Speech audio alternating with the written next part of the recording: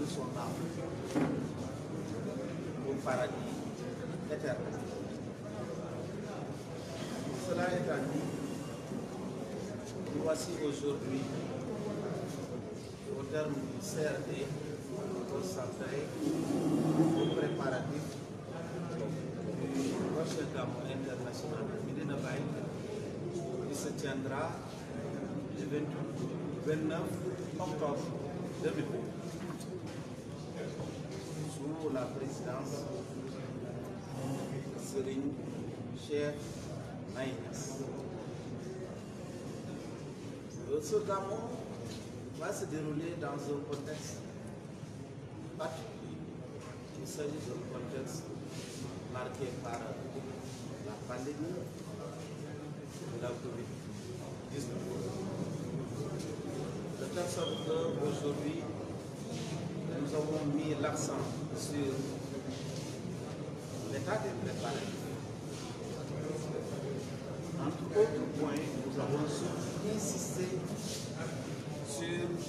l'aspect sanitaire. Tout à l'heure, j'ai dit que nous nous engageons ensemble,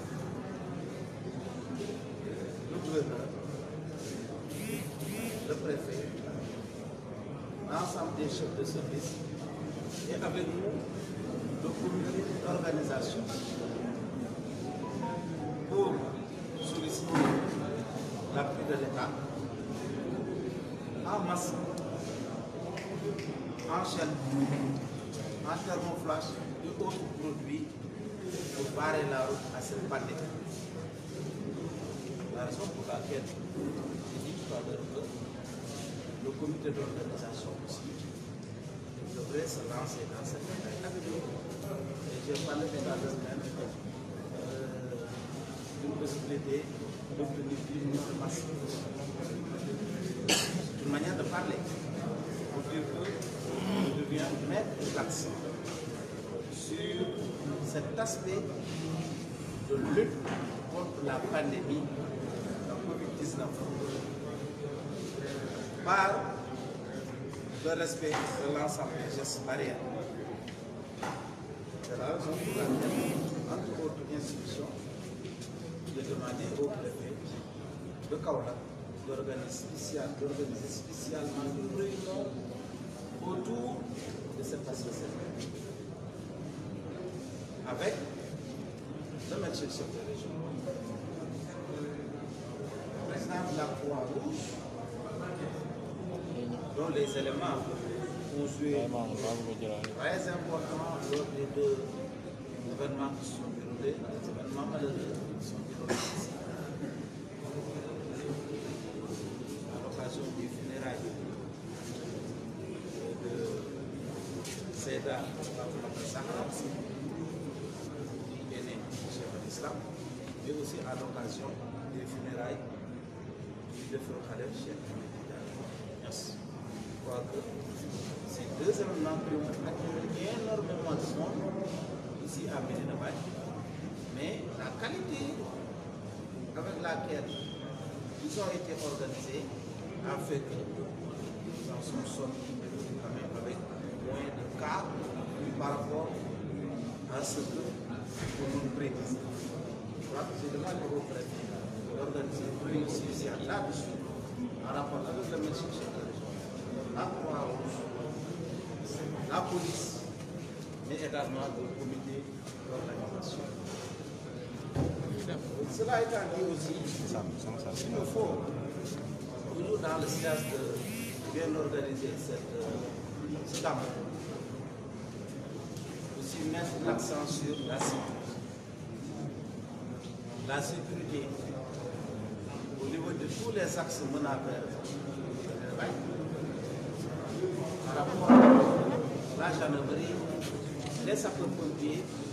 mais également la sécurité à l'intérieur de la ville de Kaolack, plus particulièrement dans l'enceinte de Médina Baye, par rapport avec la police. C'est la raison pour laquelle j'ai demandé de mettre ici en place un PC au poste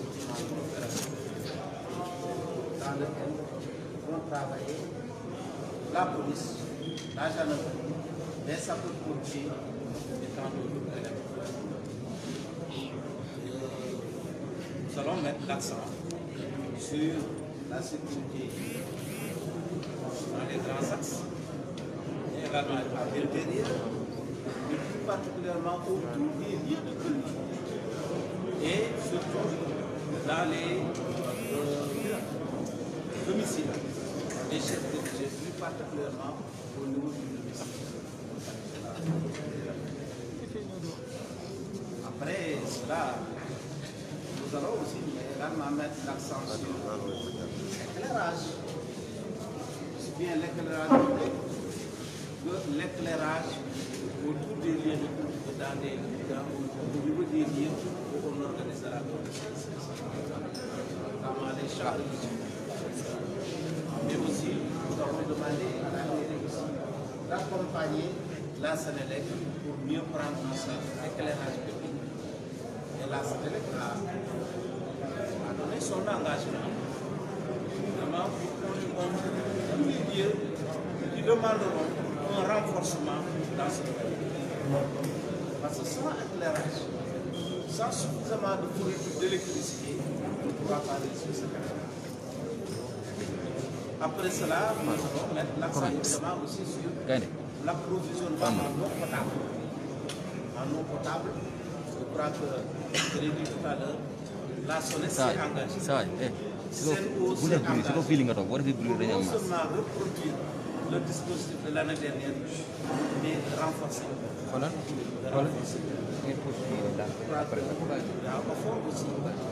Il sera de la partie et on mettra en place des points d'eau,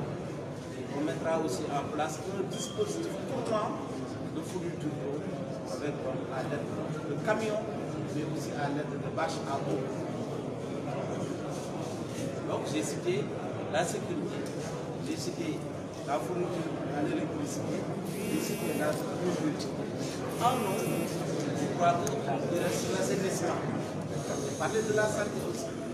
L'hygiène, assainissement aussi. Nous essaierons de tout faire pour prendre en compte cet aspect-là. Parce que nous sortons de l'hivernage. Bientôt la fin de l'hivernage. La ville de Kaolack, à l'instar de d'autres grandes villes du Sénégal, a été durement éprouvée par les effets des fortes abattues ici. Donc il y a toujours des flaques d'eau, des endroits de rebond en cours d'eau. Heureusement que nous allons en profiter vraiment donc des moyens qui ont été mis à notre disposition dans le cadre du plan Orsec, de l'exécution du plan Orsec, pour vraiment remblayer beaucoup de places afin de lutter contre ces flaques qui risquent de créer des agréments. Et on en a profité aussi pour demander à la jeunesse qui s'est engagée pour vraiment réparer, réfectionner ces grands axes autour de Médina Baye, et plus particulièrement au niveau de lieux de prière, des guides et de Korité et Tabaski. Je crois que voilà de manière très ramassée ce que nous avons demandé. Maintenant,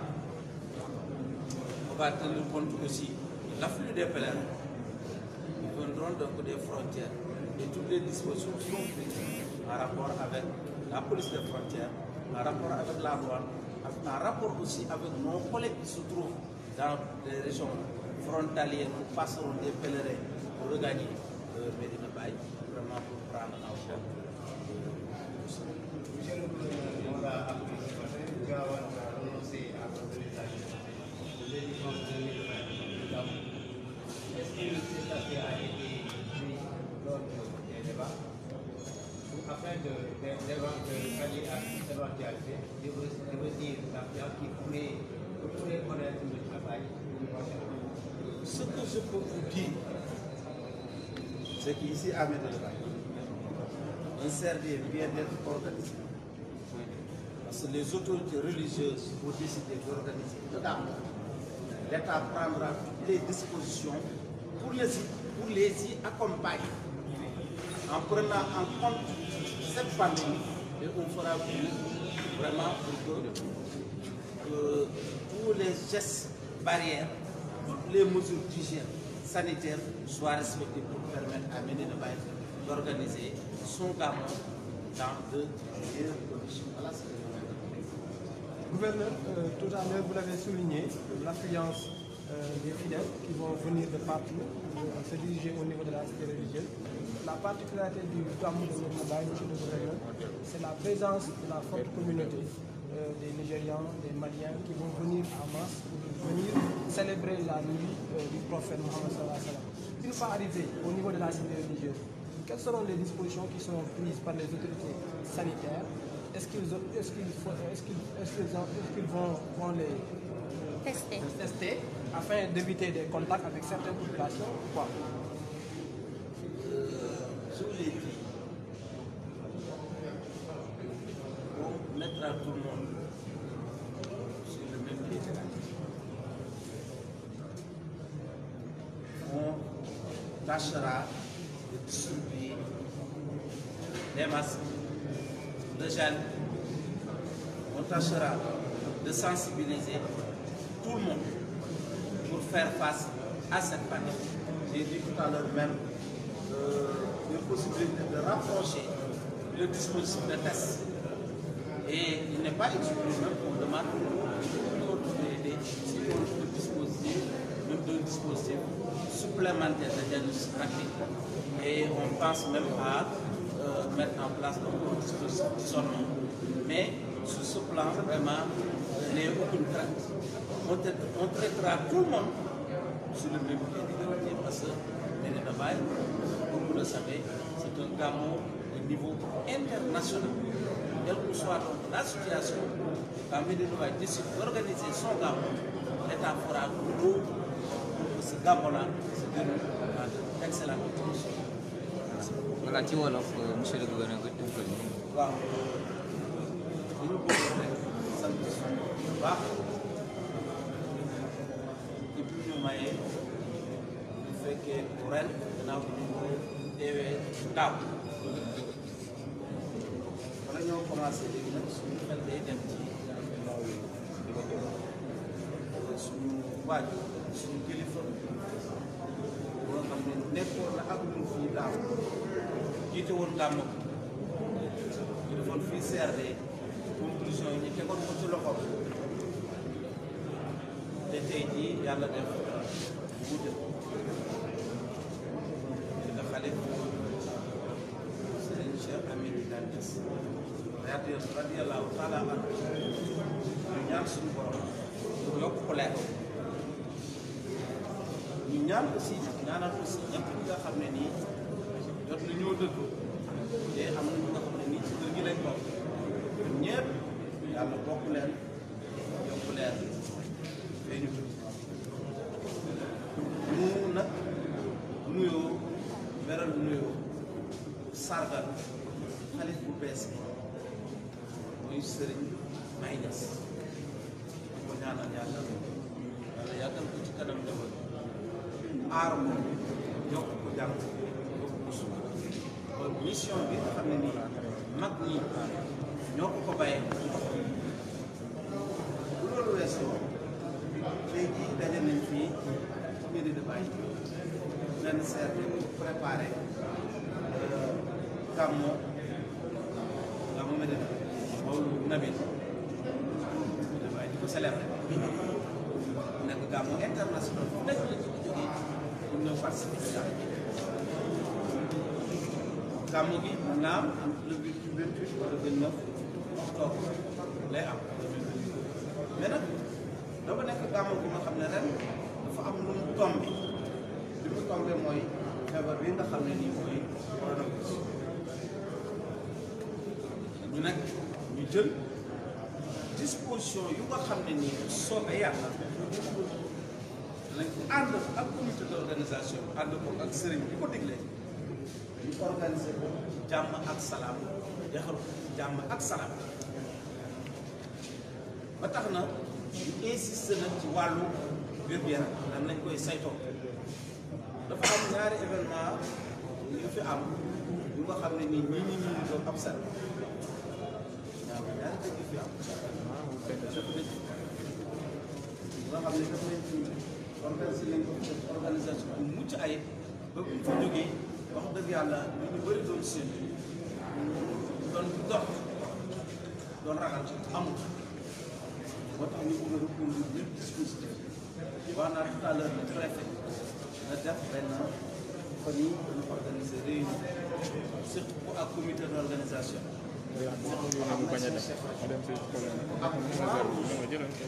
ak police bu ko defee réunion boobu danañ fexe ba lépp lu ñu war a jël comme matuwaay ci affaire masque ci affaire gel ci affaire thermoflash ci affaire sensibilisation ñu jël ko ba mën a organiser jàmm ak salaam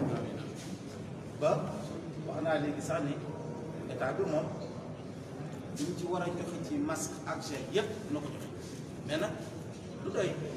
moo tax moo wax lépp comité d'organisation bi ne leen ñooy itam lancé appel 10 millions de masques sax bu ko amee baax waxin la wax rek ne suñ ko amee jël mais bu amee lu nga xam ne aussi dina mën a couvrir aar ñëpp ñi nga xam ne ñu ngi ci gàmmu gi loolu aussi bu defee dinañ organiser loolu insisté nag ci place yi nga xam ne nii bu fa dem àla kulli àlleen da nga takk masque da nga laal jet loolu comité d'organisation bi nit ñi koy préfet liggéey ci ak police place yooyu dañ leen répertorier ba ñëpp xam ko ñu def ko dispositif bi nga xam ne nii dañ ko war a def bu loolu weesoo aussi ku ne gàmmo da nga wax kaaraange sécurité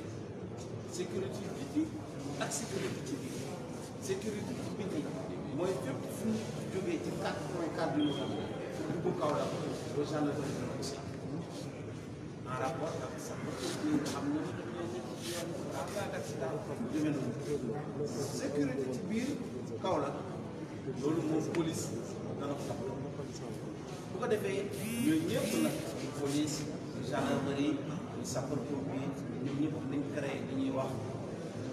PCO poste de commandement opérationnel sam ko fii ci Medina Baye comme ni ko defee woon daaw pour saytu kaaraange ñëpp surtout saytu kaaraange yu wër fii ci mosquée bi ak li jëm ci kilifa yi nii plus particulièrement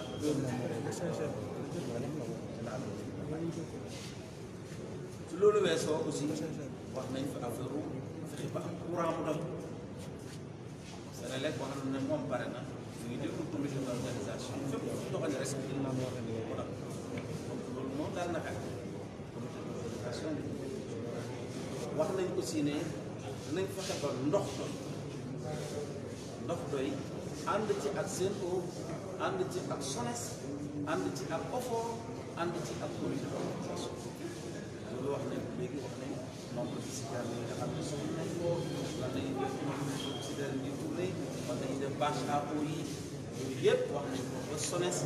moom nee na dispositif bi ñu defoon daaw ci dara xanaa da koy yokk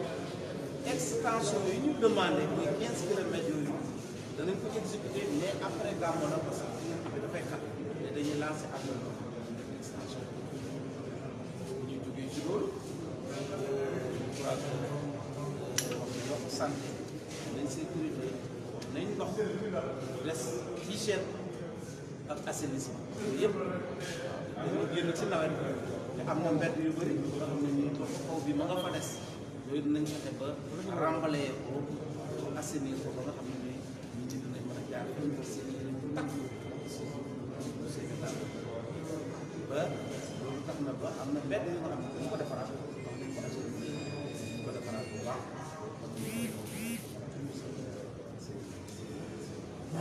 loolu daal ci gàttal am na autre point retenir nañu ko bëri na point bëri na teewaayu communauté internationale parce que ku ne gàmmu Medina Baye ne gàmmu international ay taalibe dañu jógee fu ne wax nga ko léegi ay dispositif jëm ngeen ko ci lu jëm ci wàllu mbas mi mais tey bu ñu ñëwee tey ci dëkk lan yan dispositif la autorité yi war a jël éviter yenn cas contact gàmmu Medina Baye boo ko waxee dafay mel ni population Kaolack dañ ci yokkaat lu toll parce que ñuy jógee bitim réew ñu ñëwaat Kaolack presque bu jege na Kaolack wala mu toll ko donc lu ñu war rek mooy ñu ñëw rek ñu considérer la comme taalibe considérer la comme suñu mbokk dispositif bi ñuy jël pour ñëw moom lañ jël pour yow moo tax bu ñëwee ñoom ñëpp danañ leen sensibiliser ñoom ñëpp danañ fexe bañ takk seen masque ñoom ñëpp danañ fexe bañ ko seen gel ñoom ñëpp danañ fexe bañ respecté seen gestes barrières bu ko defee bu ñu ko defee rek ni ñuy ñaanee mucc ñu aussi noonu lañ leen di ñaanalee ñoom ñu mucc ñu dellu seen dëkk waaw daal loolu dinañ ci bàyyi xel bu baax a baax a baax monsieur le président gàmmu Médina Ba moom gàmmu international monsieur le président est-ce que aspect boobu nekkoon na loo xam ne xalaatoon nañ ko ci débat bi sax pour mun a xaral ba suñu jafe-jafe boo xam ne mën na am mu mel ne loolu mu mel ne ay nit ñu bari xam nga loolu ñun du si nguur dëgg en tout cas loolu bu rëy ndax ñu koy war a organiser war a si base sumuru man état la état day jàppale les communautés bu ne dafay organiser gàmm état war na def attendez non laissez-moi répondre loolu laa wax dama ne Tivaouane organisé ko ma ne ndax Tivaouane bañoo organisé ndax jëloon ngeen ko après boo xam ne jël ngeen ko jàpp ci wàll non parce loolu laa lay que ci dem bàyyi dafa nga si biir Tivaouane organisé ko mun na am yeneen nit ñoo xam ne dinañ appuyer en masse ñoom tombé daal lu mel ne bàyyi voilà waaw loolu question donc war a préciser mais daal bu continuer li may continuer mooy ñun communauté dañuy jàppale suñu bopp mais dañ dafay ñu organiser gàmmu mu nekk gàmmu bu nga xam ne nii forte affluence la dimension internationale ñun en tant que état li ñu war mooy jàppale leen jàppale suñu bopp ba ñoom ni ñu ko bëggee ñu organiser ko noonu ñi ñi ñëw fi ci jàmm dellu ci jàmm loolu daal laa mën a répondre quelle que soit nag l'affluence li qu'on essaie de contenir l'affluence incha allah lu doon ko répondre à votre question. Merci. Serigne bu ma si tey Déplacer le micro. est-ce que vous pouvez déplacer est-ce que da ngeen si temps bi Waaw.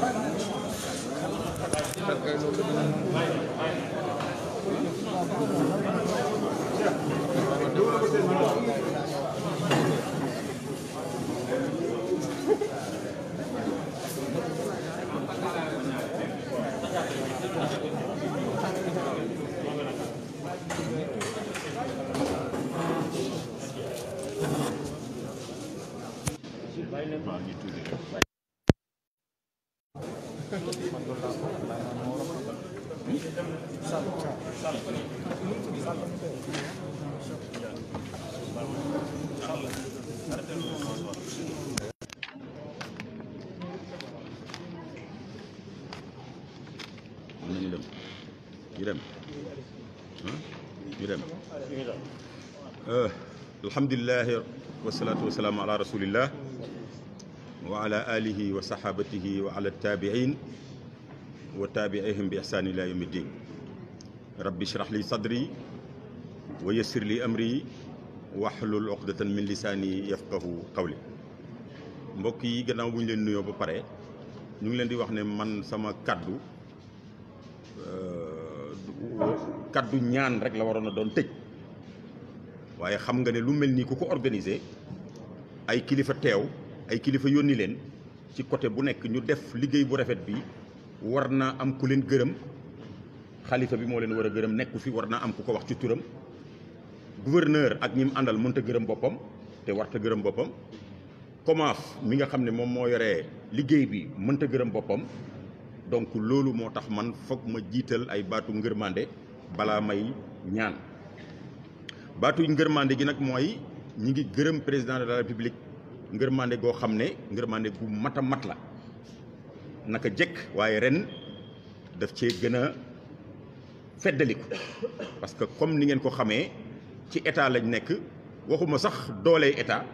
waaye ñun dañoo respecté état respecté suñ bopp respecté réew mi ba nga xam ne su état waxoon ne waru fee amee dañuy bàyyi loolu lu ñu war a remarqué la donc état bi tamit compréhension boobu ak itte jooju mu def loolu tamit lu jara signifie lu jara souligner la mais président de la république suñ koy gërëm danañ ko wax ne ko sa gouverneur bii nga ñu tegal fii ci Kaolack gërëm nañ ko moom i tamit parce que xam na sa bëggu-bëggu xam na sa yéene te liñ ko fi tegee ci wàllu googu noonu ñun sentir nañ ko gërëm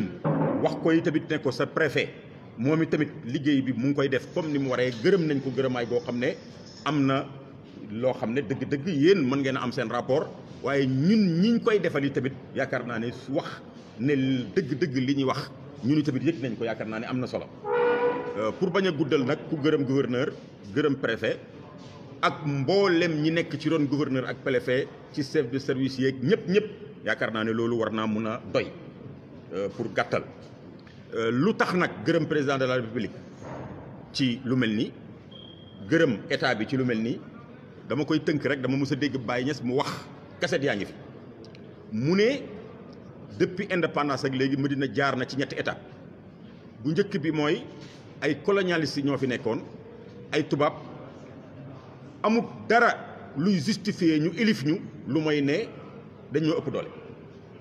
waaye terewut nangu woon nañ di jëflanteeg ñoom di rafetal suñu digganteeg ñoom ngir bugg jàmm ak ngir bugg dal déglu leen li muy wax bu baax a baax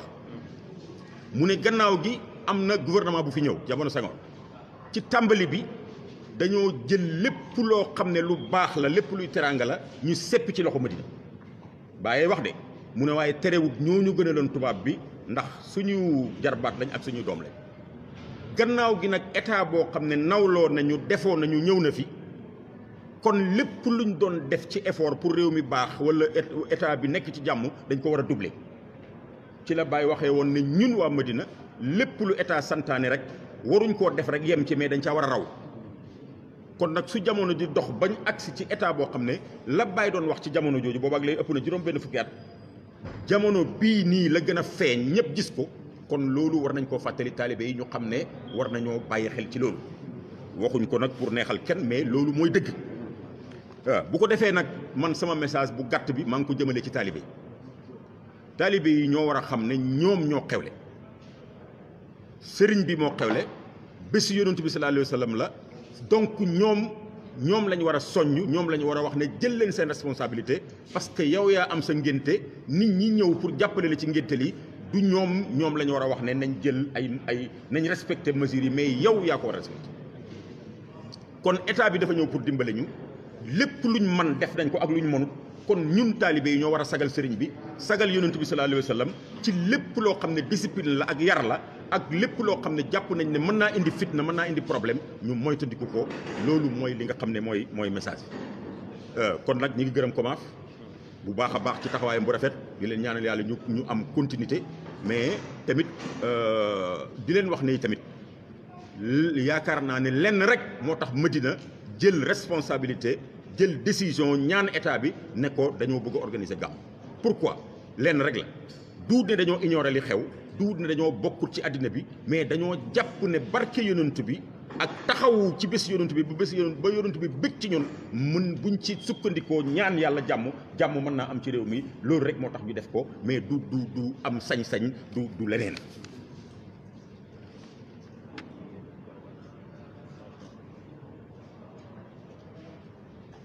waaw bu ko defee loolu mooy li nga xam ne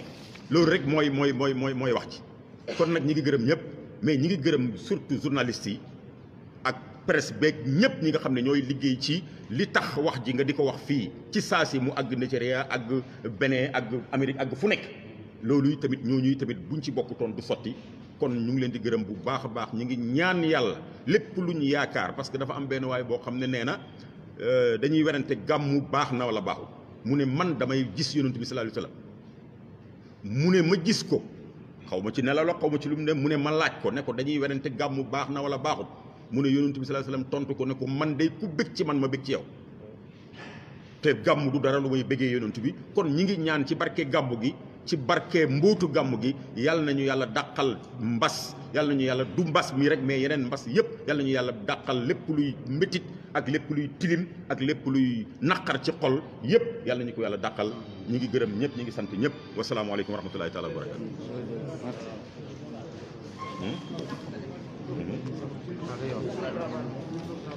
waaw non ñoom nag nee nañ ma présenté wu pour ñu xam ki doon wax mooy kan xaw ma ndax xamuñ comme déet waaye kii Mouhamad Mounhamina la ibnu Cheikh Ibrahim Niass di président Ansaruddin national waaw kooku moo doon wax ak yéen.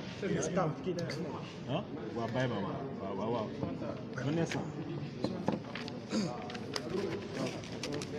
c'est bon. Ah, c'est bon.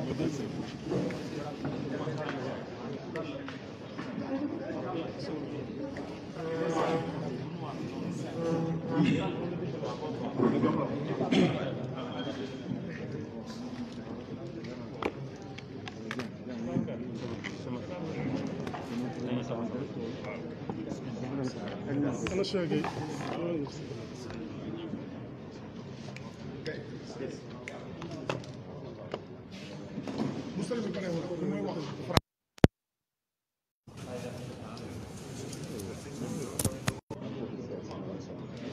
waaw waaw. baal ma dem na toog si.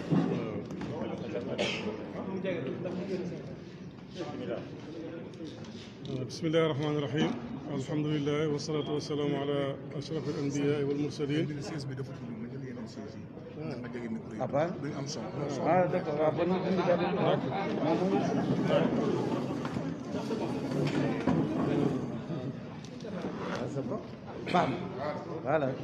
بسم الله الرحمن الرحيم الحمد لله رب العالمين والصلاة والسلام على أشرف الأنبياء والمرسلين سيدنا محمد صلى الله عليه وسلم وعلى آله وصحبه أجمعين وعلى التابعين ومن تبعهم بإحسان إلى يوم الدين gannaaw bi ñu sant yàlla julli ci yonent yàlla Muhammad sallallahu alayhi wa sallam yi nga xam ne jotaay bi tey jotaayam la ci keppaaral Medina Baye Mawlana Cheikh Ibrahima Niass radiyallahu anhu mi nga xam ne dundam yëpp ci yonent yàlla Muhammad sallallahu alayhi wa sallam la ko def ay doomam yëpp moom la leen tuddee léppam Seydina Muhammad la sallallahu alayhi wa sallam ngir topp boromam moom moo waxoon ne ni en li Ibrahima laaxa hilaaluhu hilaalun badaa linnaaziriina jamaaluhu maa ngi ndokkee sama bopp man El Hadj Ibrahima Niass sama weer teru na mu namm ci weer wi ñuy fuglu di ko préparé te mooy gàmmu Medina Baye 2020 bés bu ko fekkaan ci tukki wala ci biir réew mi rawatina bu nekkee ci tukki daan wax ne qalbi dawaaman bi Medina yarqubu wala arqubu shahr al habibi is arahu yaqrubu sama xol yëpp mi ngi aju ci Medina ndax weeru soppe bi jege na kon solo si waral jotaay bi tey mooy ne ci ndigalu xalifa bu tedd bi sayidi alwalid alaalimu aljalil almufassir moula cheikh Mouhamadul Mahi Ibrahima Niass moo santaane woon pour ñu tatagal ki nga xam ne mooy gouverneur yi Kaolack ak monsieur le préfet ak mbooleem service yi ñu àndat ak presse bi ak àddina yëpp pour waxtaanee solo waajtaay ak fuglu gàmmu Medina Baye wax dëgg yàlla bés bi nekk na bés boo xam ne bés bu am solo la fekkee ngeen suñu waxtaan waaye ñu ngi leen di gërëm ci njëlbeen gi ak ci mujj yéen journalistes yi nga xam ne yéen a ngi fi boobu ba léegi te jotaay yi yéen a koy jotal ba àddina yëpp mën see jot ñu ngi leen di remercier ci coono bi ak taxawaay bi. ñu ngi sant yàlla bu baax nag jotaay bi comme ñi ko wax léegi waxee monsieur le gouverneur wax dëgg yàlla déglu nañu bu baax moo commission yi nga xam ne nii ñoo bokkoon service yi teew fii. ak commence bi nga xam ne ñoom ñoo doon organiser jotaay bi ci teewaayu suñu papa suñ kilifa suñu oustaz fadilatu cheikh Mouhamad al Mounhamina Ibrahima Niass di nga xam ne mooy président Ansaruddin jotaay bi jàll na ci jàmm waxtaan nañ ci mbooleem point yi nga xam ne moo nekkoon ci cahier de charge bi xam naa damay tënk rek ndax jotaay bi mi ngi bëgg a yàgg ci yéen di aju ci santé surtout santé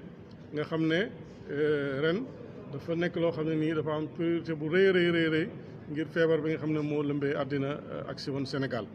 ba tax na wax nañ ci loolu wax nañ ci ndox mi wax nañ ci courant bi wax nañ ci social wax nañ ci organisation wax nañ ci bitim réew ak biir réew mi parce que ku xam Cheikh Ibrahim xam ne dimension internationale la. mbooleem point yi nga xam ne defoon nañ ko ci cahier de charge bi comment mi ngi wax ne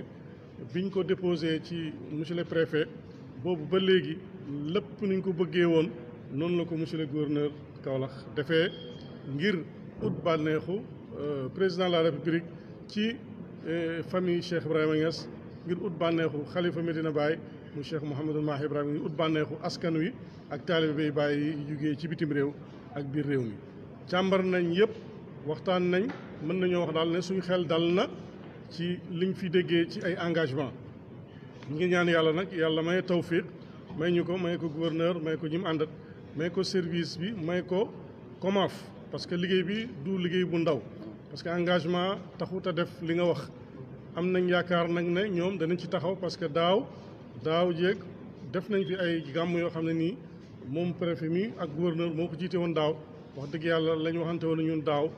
doomi aadama mat yàlla rek ko def waaye def nañ ci lu bëri loo xam ne ni dëgg-dëgg daloon na suñu xel bu baax a baax a baax kon ñu ngi koy gërëm moom gouverneur bu baax ci taxawaayam man sama xarit la sama soppe la mais liggéeykat la waxuma ko ngir lim teew moom monsieur le préfet yëpp ay liggéeykat lañ ñu ngi leen di ñaanal yàlla di leen gërëm di wax ci ñoom wax ju baax bu loolu passé nag ñaan nañ fi ay ñaan ci njëlbeeni waxtaan wi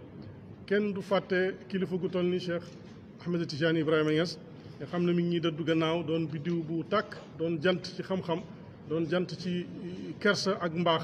ñaanal nañ ko fi yàlla ñaanal nañ yàlla Seyda Fatimata Zahra ak Cheikh Mouhamadou Mukhtar ak mbooleem jullit yëpp ci àddina bi yëpp ndax Medina Baye ñëpp la yéene jàmm ñaanal nañ yàlla tamit mbokk moo xam ne ci mairie Kaolack la nekkoon adjoint ci madame le maire muy koo xam ne nii ñu di ko wax Ilimane Cissé daaw mi ngi nekkoon ak ñun fii jël ay engagement taxaw ci gàmm gi moom it ñaanal nañ ko yàlla bu baax ñaanal nañ mboolem jullit kon ci gàttal daal lii laa amagumoon lu may wax parce que li ma bëgg a wax bëri na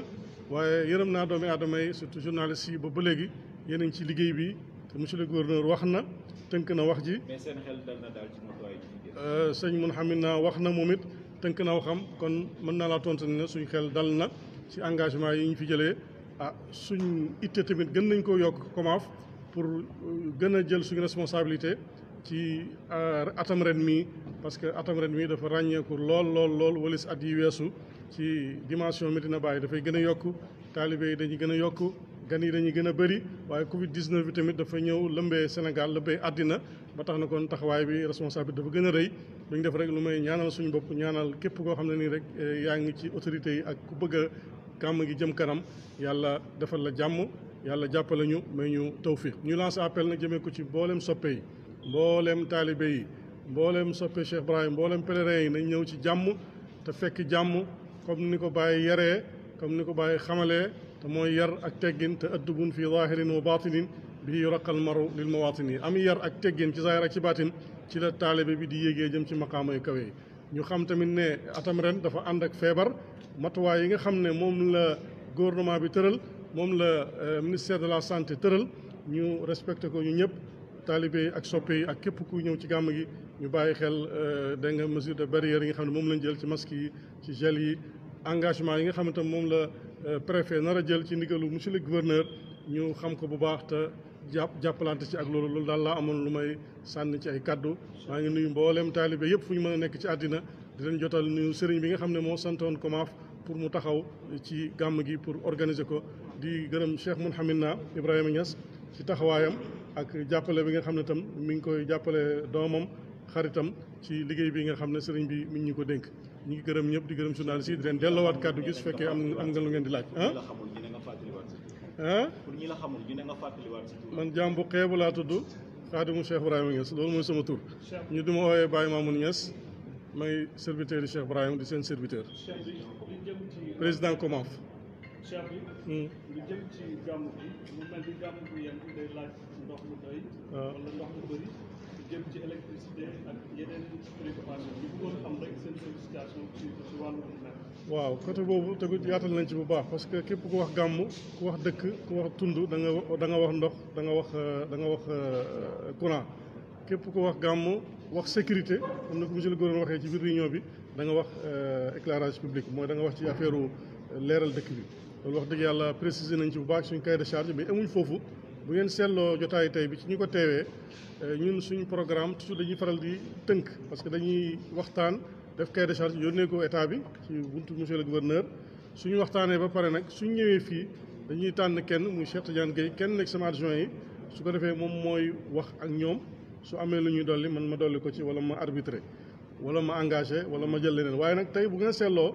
benn président commission rek moo wax ci commission yi fi teew yëpp te mat nañu 8 commission mooy ki nga xam ne mooy yore ndox ak courant kon loolu dafay wane importance bi nga xam ne moom lañ jox ndox ak courant biñ ci àggee tamit monsieur le gouverneur yaatal na ci bu baax a baax yaatal na aussi ci santé ñu ngi leen di gërëm bu baax merci ngeen may Cheikh Tidiane Gueye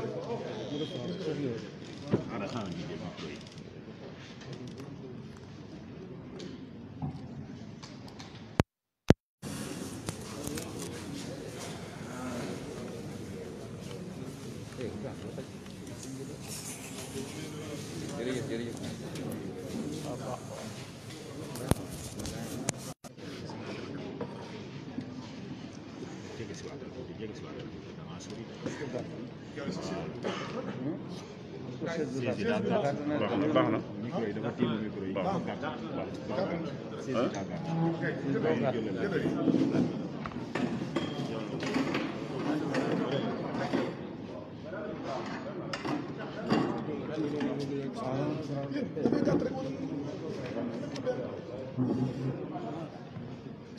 ça va être compliqué. jege si waat waaw moom laa ko voilà.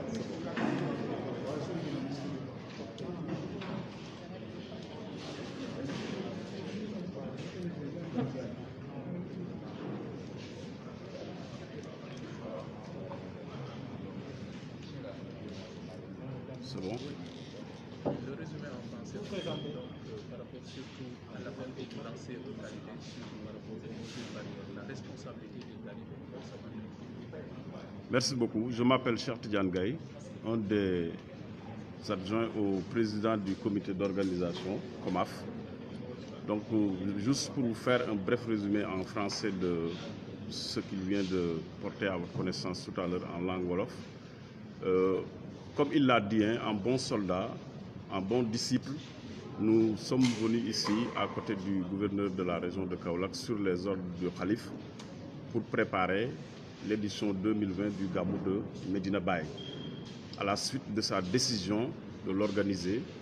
donc nous, ce qui nous revenait juste, c'était de s'affairer autour de toutes les conditions nécessaires pour réussir une bonne organisation du Gamou. C'est ce qu'on a discuté avec le gouverneur et l'ensemble des membres du CRD. On a fait le tour de tous les points. Vraiment, le cahier des sollicitations qui a été déposé au niveau de l'État a été bien fouillé. Et avec l'appui du gouverneur, du préfet et de l'ensemble des services techniques, nous avons espoir que, avec l'accompagnement des prières de nos autorités religieuses, nous allons vers un Gamou qu'on pourra bien réussir, bien que le contexte de cette année soit un contexte particulier, mais un contexte particulier quand même que nous vivons, un contexte particulier que nous essayons de vivre malgré nous. Donc il y a la pandémie, mais nous devons faire preuve de résilience et essayer de surmonter ces difficultés après les ordres du Khalif d'organiser le Gamou. Et c'est ce à quoi nous nous sommes avérés depuis ce matin. Le gouverneur l'a bien dit, qui dit Gamou de cette année devrait insister beaucoup sur la santé, sur la sécurité, parce que tous les secteurs sont importants, mais ces deux secteurs sont cette année deux secteurs sur lesquels une attention particulière devrait être portée. Et d'ailleurs, vous avez constaté par vous-même que séance tenante, avant les synthèses de M. le gouverneur, le préfet a tout de suite pris la décision d'organiser des réunions techniques particulières au niveau de ces deux commissions que sont la commission santé et la commission sécurité, pour vous dire vraiment l'importance de ces deux commissions. Pour les autres, que ce soit l'assainissement, que ce soit la communication, que ce soit tous les autres secteurs d'activité, nous avons bénéficié de l'accompagnement de l'État pendant toutes ces années et nous espérons que l'État ne fera jamais moins de ce qu'il avait fait les années passées. Et avec l'aide de Dieu et les prières de nos autorités religieuses, nous pensons que nous allons vers un Gamou qui sera bien organisé. Merci. Merci.